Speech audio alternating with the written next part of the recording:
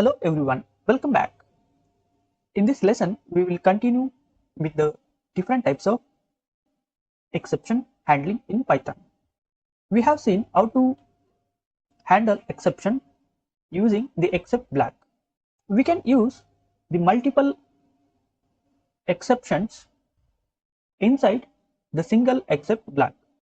It means it is possible to have multiple except blocks for one try block. For example, in this code, we have two operations inside the try block. One is adding with the digital string with the numerical value, and another one is the inappropriate division operation, that is zero division error. The first one will throw type error, and the second line of code will throw zero division error. So we can handle both the exceptions inside the single except block, inside the parentheses, and after that the colon. When the interpreter finds error in the try block, then the statements after that in the try block will be skipped. For example, when the interpreter finds the type error, then the zero division operation will not be evaluated, and immediately the interpreter will look for the type error in front of the except block, even if we have the multiple exceptions inside the parenthesis. It will look for the specific type of exception inside the tuple, which is placed in front of the except block, that is single except block. Let us run this and see what happens. Here there is an type error, and the statement inside this except block is nothing but this one: you added values of incompatible types and tried to divide by 0. This is how we can use the multiple exceptions inside the parentheses in front of the single except block. Next, let us talk about the general except block after all excepts. We can complement all specific except blocks with a generic except at the end. For example, this block serves to handle all exceptions that go undetected by the specific except blocks. For example, if we do not find name error in this code snippet and zero division error, then the exception which is not mentioned in the except blocks will be treated by the generic except block. For example, in this try block, we have three print statements. Okay. Inside the first print statement, we are trying to add the digital string value with the numerical value. This will throw an type error, but I have not mentioned the type error in front of the first except block. The second print statement as the identifier add. Interpreter will throw name error for this, and inside the first except block we have that name error exception, and in the third print statement we will get zero division error, and we have placed this zero division error in front of the second except block. Here the first statement under the try block tries to concatenate a string to an int. This raises a type error. When the interpreter comes across this, it checks for an appropriate except block that handles this type error. But unfortunately, we have not put the type error in front of either the first except block or the second except block. Then the interpreter will look for this type error in the general except block. So have you got the idea on how the interpreter will try to look for the undetected exception in the general except block? Let us run this cell and see how the interpreter will look for the type error. Here the type error has been catched by the general except block, and the statement inside the general except block has been evaluated. Let us make this first statement as comment.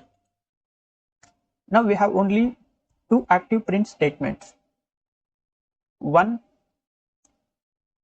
will throw name error and the second one will throw zero division error. When the error occurs in the try block, then the codes means the remaining codes will be skipped. So when the name error occurs, zero division error will be skipped, or this execution of this remaining statements will be skipped. Let us run this cell. So here we can see the interpreter is identifying the name error in front of the first except block, because this print statement will throw an name error because the name add is not defined, and fortunately we have placed the name error in front of the first except block. Hence the interpreter will detect this name error and evaluate the statements inside that first except block, and the interpreter will skip the remaining except blocks because the specific exception has been identified or detected in front of the first except block by the interpreter. Therefore, the remaining except blocks will be skipped. And also, as per the generic except block rule, there should be only one generic or default except block for one try block. Suppose if we use two generic except blocks, then interpreter will throw an error. Default except must be lost. Means we have to use only one except block or one generic except block for one try block. Next we have the finally block in Python. We came to know how to handle the different exceptions and place in front of the except blocks. And also we know that when the specific exception handled by the except block, the interpreter will skip the remaining except blocks. For example, in this case, when the name error occurs, the interpreter will look for the name error exception. When it detects the name error exception in front of the first except block, then the remaining except blocks will be skipped or ignored. But how to print something or how to include some specific operations or some statements even if the interpreter catches the specific exception?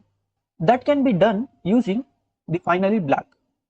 We can optionally include the finally block exception, means the finally exception block after the last except block. The code under this block executes in all circumstances. And here we can also use one generic except block as we have seen here. In this code example, in the try block we have two operations. The first operation will throw type error and the second operation will throw zero division error. But after catching the specific type of error by the specific except block, I would like to print some statement. For example, this will print whatever may be. So this is one print statement I would like to print even if there is an exception in a specific except block. Let us run this cell. So here we can see the interpreter has detected the type error and evaluated the statements inside that except block. And also, since we have optionally used the finally block, the code under this block will be executed in all the circumstances. So the statement inside the finally block has been executed and we got the output. If we observe this mechanism, we may think, why don't we just use a print statement inside the except blocks instead of using the finally block? Finally block runs even when we fail to catch the exception that occurs. Finally black will always print or always execute even when there is exception during the another exception handling.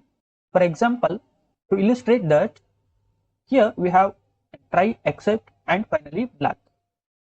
If you carefully observe this try except and finally black, inside the try black I have one statement.